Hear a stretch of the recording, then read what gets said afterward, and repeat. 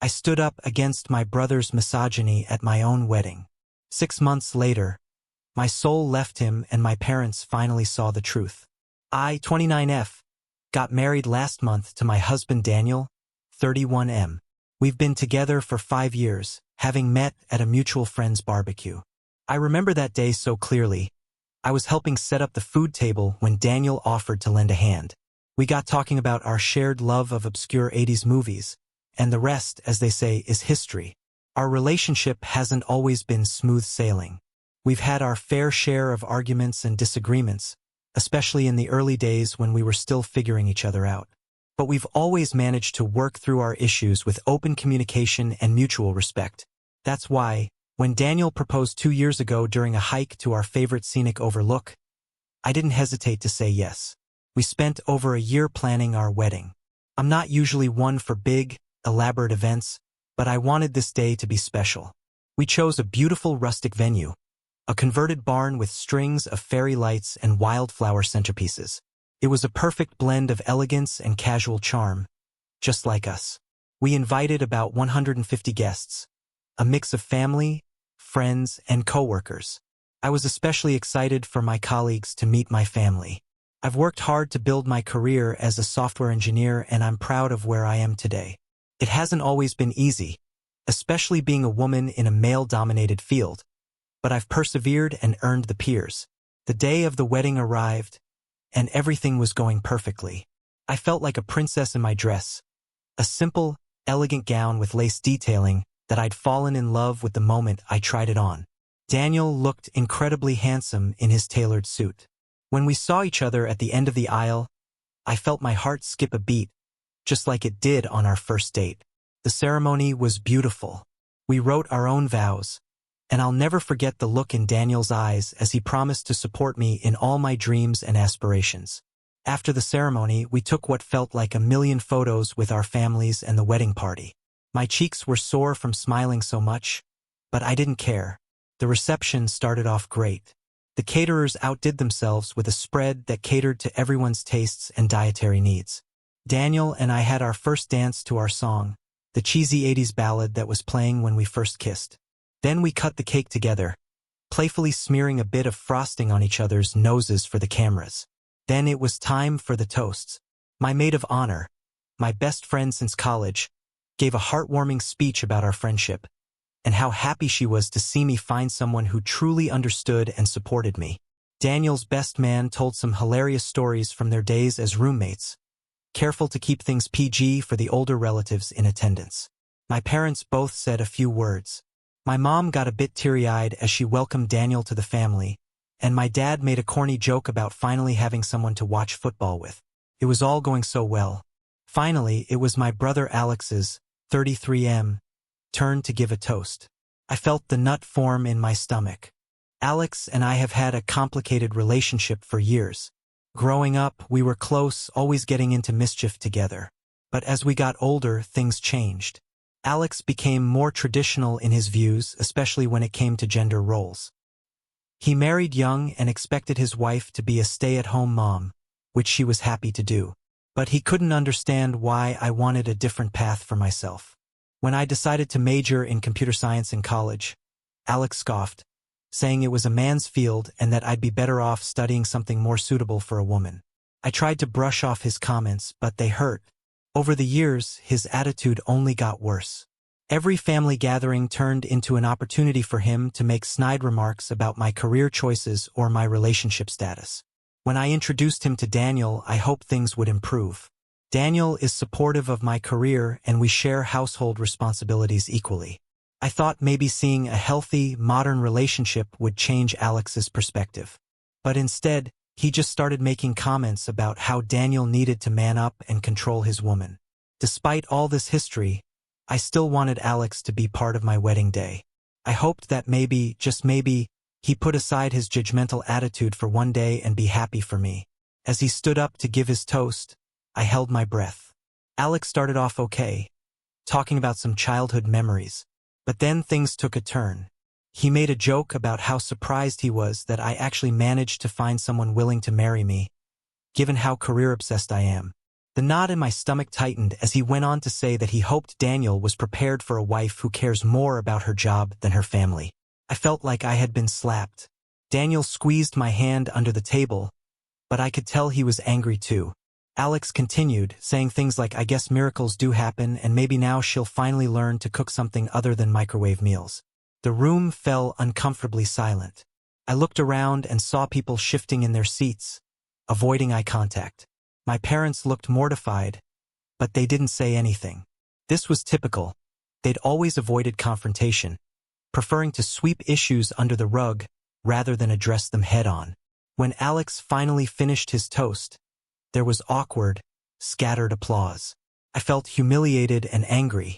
This was supposed to be one of the happiest days of my life, and Alex had managed to turn it into yet another opportunity to belittle me and my choices.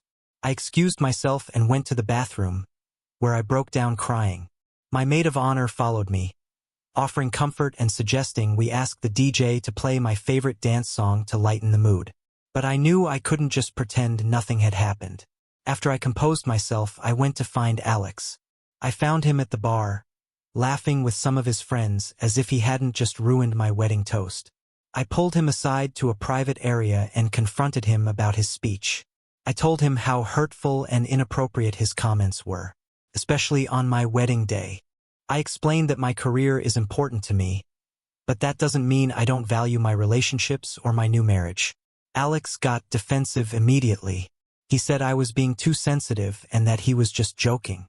He accused me of trying to ruin the wedding by making a big deal out of nothing. When I pressed him on why he thought it was okay to humiliate me in front of our guests, he stormed off, muttering something about how I couldn't take a joke.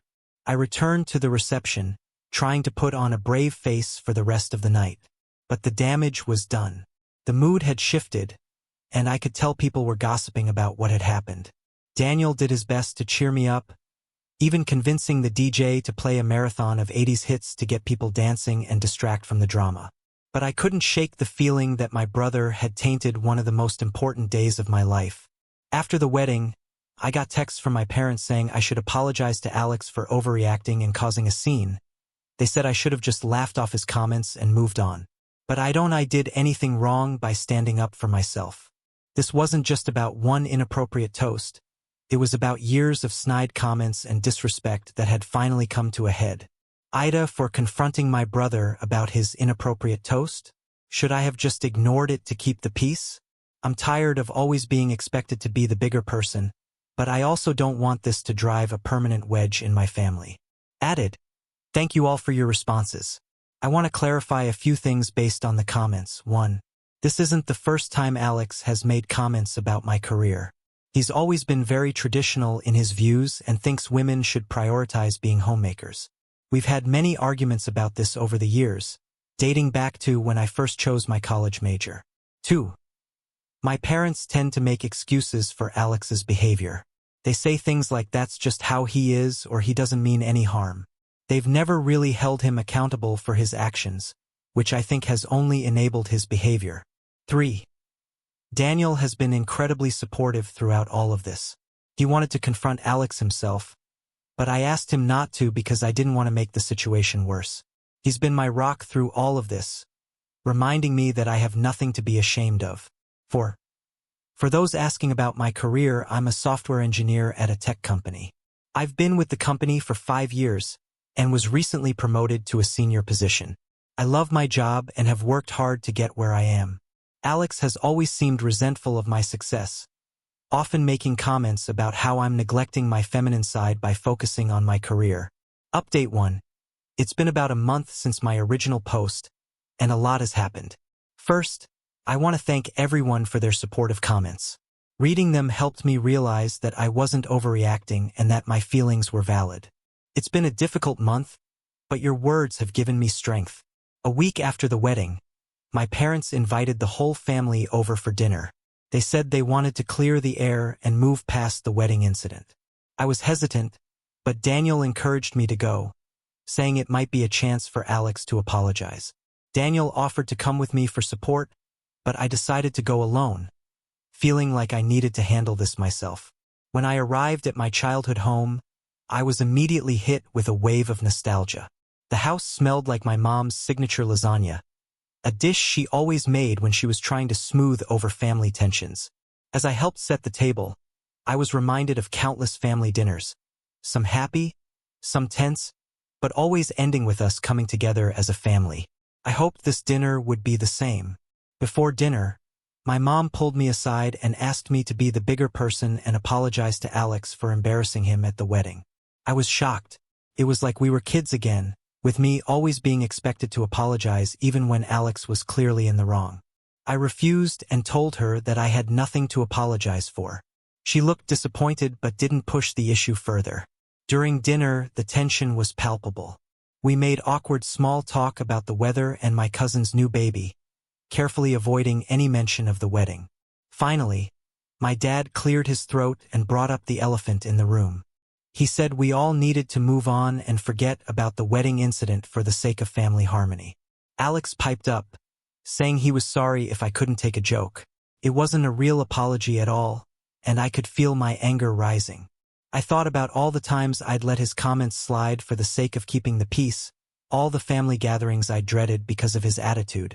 I took a deep breath and decided it was time to address the issue head-on. I calmly explained how hurtful Alex's words were, not just at the wedding but throughout our lives. I talked about how his constant belittling of my career choices had affected our relationship. I brought up specific instances like the time he told me I was wasting my time when I was studying for a big certification exam, or when he implied that Daniel wasn't a real man for supporting my career. I also pointed out that making sexist comments about a woman's role in a marriage was never okay, joke or not. I explained how his attitudes were outdated and harmful, not just to me but to all women who want to pursue careers. To my surprise, my sister-in-law Lisa, 31F, spoke up. She said she had always been uncomfortable with the way Alex talked about women's roles, and that she agreed his toast was inappropriate. She revealed that she sometimes felt pressure to conform to Alex's idea of a perfect wife and that it had caused tension in their marriage. This seemed to catch Alex off guard. I don't think he'd ever considered how his views might be affecting his own wife. My parents were clearly uncomfortable with the confrontation. They kept trying to change the subject, suggesting we have dessert or look at old photo albums. But I stood my ground. I told them that I was tired of them making excuses for Alex's behavior, and that if we were going to have a relationship moving forward, things needed to change. Alex got defensive again, accusing me of being oversensitive and unable to take criticism. But when I asked him to explain exactly what he was criticizing about me and his toast, he couldn't give a straight answer. He stammered something about how I should be grateful that Daniel was willing to put up with my career ambitions. The dinner ended on a tense note. My parents were upset that we couldn't just let bygones be bygones. Alex left in a huff, dragging Lisa along with him. Before they left, Lisa apologized to me quietly and asked if we could talk more another time. After I got home, Daniel was waiting up for me. He listened patiently as I recounted the whole evening, offering words of support and reassurance. He told me how proud he was of me for standing up for myself and suggested that maybe we should take some space from my family for a while, which I agreed with. The next day, I got a surprising text from Lisa. She said she had been thinking about our conversation and realized how much Alex's attitudes had affected her too. She confessed that she had given up her own career ambitions early in their marriage to fit Alex's idea of a good wife, and she was starting to regret it. She asked if we could meet for coffee to talk more. I'm meeting Lisa next week. I'm nervous but hopeful that maybe this could be a turning point in our relationship. As for Alex and my parents, I'm still unsure how to proceed. I know I can't change them, but I'm also not willing to keep accepting their behavior. I'm considering suggesting family counseling, but I'm not sure if they'd be open to it. Thank you all again for your support. It's given me the courage to stand up for myself and set boundaries with my family. I know the road ahead might be difficult, but for the first time in a long time, I feel like I'm on the right path. Update 2. It's been 2 months since my last update, and I wanted to share some developments. First, my meeting with Lisa went really well. We met at a quiet cafe near her workplace. I was surprised to learn she had recently started a part-time job at a local bookstore. Over coffee, we had a long, honest conversation about our experiences with Alex and my parents. Lisa confided that she had been struggling in her marriage because of Alex's outdated views on gender roles. She revealed that she had always dreamed of becoming a teacher, but Alex had discouraged her, saying that a wife's place was in the home. She said my confrontation at the family dinner had been a wake-up call for her, making her realize how much she had compromised her own desires to fit Alex's expectations. As we talked, Lisa opened up about her own family background. She came from a very traditional household, where her mother had always deferred to her father in all decisions.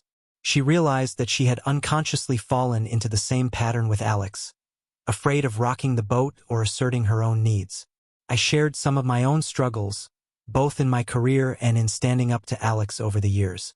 We laughed over some of the ridiculous things Alex had said in the past, finding humor in situations that had once only brought pain. By the end of our meeting, I felt like I had truly connected with my sister-in-law for the first time. Lisa and I have been meeting regularly for coffee since then, and it's been great to build a stronger relationship with her. She's even expressed interest in learning more about my career, asking questions about what I do and how I got into tech. It's been refreshing to have a family member show genuine curiosity about my work instead of dismissing it. As for Alex, things are still tense. He's been avoiding me, which honestly has been a relief. I've heard through Lisa that he's been complaining to his friends about how I've turned his wife against him, but he hasn't confronted me directly. Part of me hopes that this time apart will give him a chance to reflect on his behavior, but I'm not holding my breath. The most significant change has been in my relationship with my parents. After several heated phone calls and a lot of soul-searching, I decided to set some clear boundaries. I told them that I love them, but I'm no longer willing to tolerate their enabling of Alex's behavior or their dismissal of my feelings. At first, they were upset and accused me of tearing the family apart. My mom cried, saying she just wanted everyone to get along like we used to. I reminded her that even when we were kids, things weren't as harmonious as she remembered. She had just chosen to ignore the problems. But after a few weeks of limited contact, they seemed to be coming around. My mom called last week and actually apologized for pressuring me to forgive Alex without addressing the real issues. It was a small step, but it felt like progress. She even asked me about my work, showing a level of interest she never had before. Daniel has been my rock through all of this. He supported my decisions and has even taken on the role of communicating with my family when it's been too stressful for me. His unwavering support has made me even more certain that I married the right person. We've had many discussions about family dynamics and how we want to approach things if we have children in the future. It's reassuring to know we're on the same page about creating a respectful, egalitarian household. On a personal note, I've been focusing on my own growth. I've started seeing a counselor to work through some of the long-standing issues with my family. It's been challenging to unpack years of complicated emotions and dynamics, but I already feel like I'm developing better tools to handle conflicts and set boundaries. At work, I've been channeling my energy into a new project. I'm leading a team developing an app that connects young girls with mentors in STEM fields. It's been incredibly rewarding, and I find myself thinking about how different my relationship with Alex might have been if we both had better role models for gender equality growing up. I'm not sure what the future holds for my relationship with Alex, but I'm learning that it's okay to prioritize my own well-being, even if it means creating distance from family members who don't respect me. It's a difficult lesson, but one that I think will serve me well in the long run. Thank you all for your continued support and advice. It's been invaluable in helping me navigate this difficult situation. I feel like I'm growing stronger every day, and a lot of that is thanks to the encouragement I've received here. Update 3: It's been 6 months since my wedding, and I wanted to give a final update on the situation with my family. The biggest news is that Alex and Lisa are separating. Lisa called me a few weeks ago to let me know. She said that after our talks, she started standing up to Alex more about his sexist comments and attitudes. This led to a lot of arguments, and ultimately, Lisa realized she couldn't stay in a relationship where she wasn't respected. Lisa shared that the final straw came when she expressed her desire to go back to school to get her teaching degree. Alex dismissed the idea, saying she was too old to start a new career and that she should focus on having more children instead. Lisa said she suddenly saw their whole relationship clearly and knew she couldn't continue living that way. I feel sad for Lisa, but I'm also proud of her for making such a difficult decision. We've grown much closer over the past few months, and I'm doing my best to support her through this transition. She's staying with a friend for now and has already enrolled in some education courses at the local community college. As for my parents, our relationship is slowly improving. They've started to recognize how their behavior has enabled Alex over the years.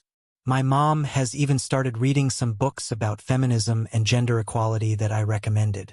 It's a small step, but it means a lot to me. Last week, she called to tell me she had just finished Lean In by Sheryl Sandberg and wanted to discuss it. It was the first time we've ever had a real conversation about women in the workplace. My dad has been quieter about the whole situation, but I've noticed changes in his behavior too. He stopped making those little sexist jokes he used to think were harmless, and he actually asked me to explain my latest work project to him, listening with genuine interest. Alex, on the other hand, has become increasingly isolated from the family. He's blamed me for poisoning everyone against him, but the truth is, people are just finally standing up to his behavior. He refused to attend a recent family gathering, which was actually quite pleasant without the usual tension he brings. Daniel and I are doing great. This whole experience has brought us even closer together. We've had many discussions about family dynamics and how we want to approach things if we have children in the future. We've both agreed that we want to raise our kids, if we have them, in an environment where they feel free to pursue their passions, regardless of gender stereotypes. I've continued with counseling, and it's been incredibly helpful. I'm learning to set healthier boundaries and to not feel guilty about prioritizing my own well-being. I've also connected with a group of women in tech who have become a wonderful support system. We meet monthly to discuss our experiences and challenges in the industry, and it's been empowering to know I'm not alone in my struggles. My STEM mentorship app launched last month, and the response has been overwhelming. We've already matched over 500 girls with mentors, and the feedback has been incredibly positive. I can't help but think about how different my own journey might have been if I'd had access to something like this when I was younger. Looking back, I'm glad I stood up to Alex at my wedding, even though it was difficult. It set off a chain of events that, while challenging, have ultimately led to positive changes in my life and relationships. I've learned that it's okay to demand respect, to set boundaries, and to surround myself with people who support and uplift me. Thank you all for your support throughout this journey. Your advice and encouragement have been invaluable. I feel like I'm in a much healthier place now, both personally and in my relationships. While I know there may still be challenges ahead, I feel equipped to face them with confidence and self-respect.